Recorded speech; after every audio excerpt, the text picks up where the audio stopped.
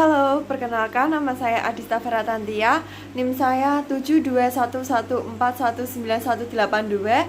Di sini saya akan mempresentasikan bab 11 Sistem Informasi Manajemen.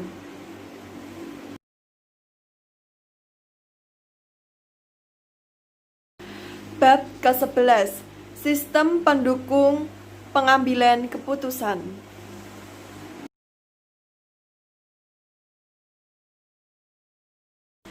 Pemecahan masalah dan pengambilan keputusan.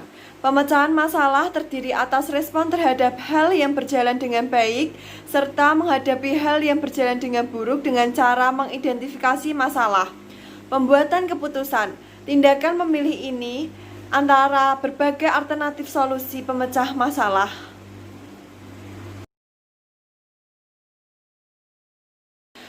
Fase pemecahan masalah. Aktivitas intelijen mencari di sekitar lingkungan kondisi yang harus dipecahkan. Aktivitas perencanaan menemukan pengembangan dan menganalisis tindakan yang mungkin dilakukan. Aktivitas pemilih memilih tindakan tertentu dari beberapa yang tersedia. Aktivitas pengajian memeriksa pilihan-pilihan yang lalu.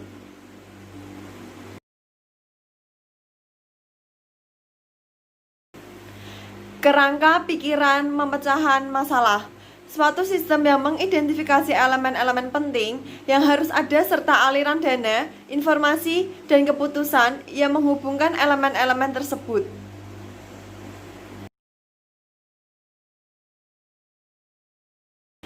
Pendekatan sistem, sederetan langkah-langkah yang direkomendasikan ke dalam 3 tahapan upaya persiapan, upaya pendefinisian, dan upaya pemecahan.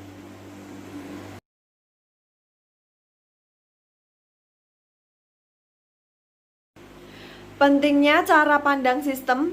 Cara pandang secara sistem akan pertama, mengecahkan manajer agar tidak bingung karena kompleksitas struktur organisasi dan detail pekerjaan.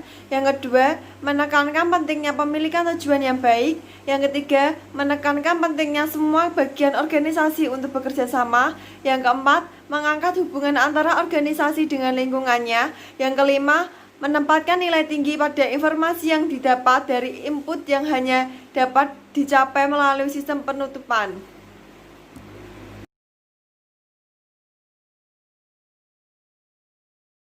Pembangunan konsep, elemen proses pemecahan masalah, memilih solusi terbaik, permasalahan versus gejala, struktur permasalahan, jenis keputusan.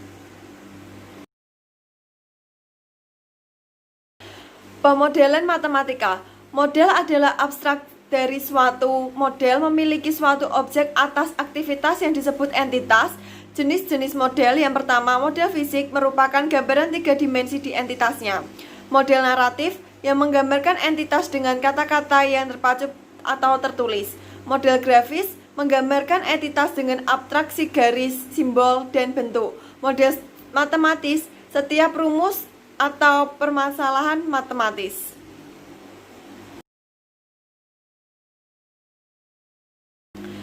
Penggunaan model memberikan pengertian. Model biasanya lebih sederhana dibandingkan entitas adalah objek atau proses. Memfasilitasi komunikasi. Keempat jenis model yang mengkomunikasi informasi secara akurat dan tepat pada orang-orang yang memahami makna bentuk kata-kata dan grafis dan matematis.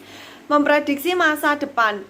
Ketetapan yang ditunjukkan model matematis untuk mewakili entitas merupakan kemampuan yang tidak dapat pada model lain.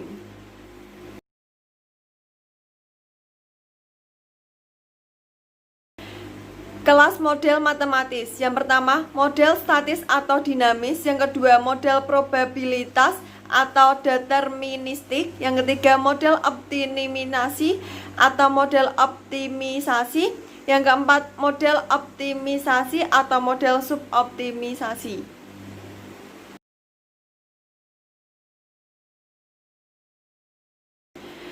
Simulasi terdiri dari 3, yaitu skenario, data skenario, dan variabel keputusan. Teknik simulasi, format output simulasi. Contoh pemodelannya adalah yang pertama, input model, yang kedua output model, yang ketiga adalah kelebihan dan kelemahan pemodelan.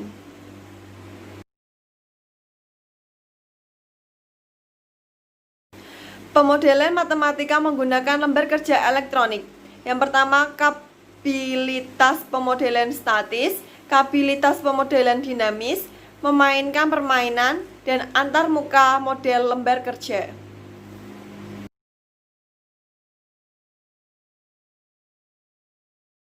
Sistem pendukung pengambilan keputusan kelompok. Yang pertama, konsep GDSS. Yang kedua, bagaimana GDSS membantu pemecahan masalah.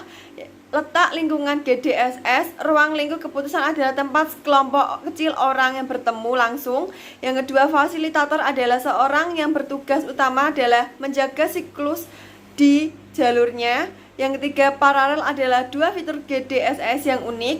Yang keempat, jaringan keputusan wilayah lokal. Yang kelima, sesi legislatif. Yang keenam, yang terakhir, konferensi yang dimesinkan komputer.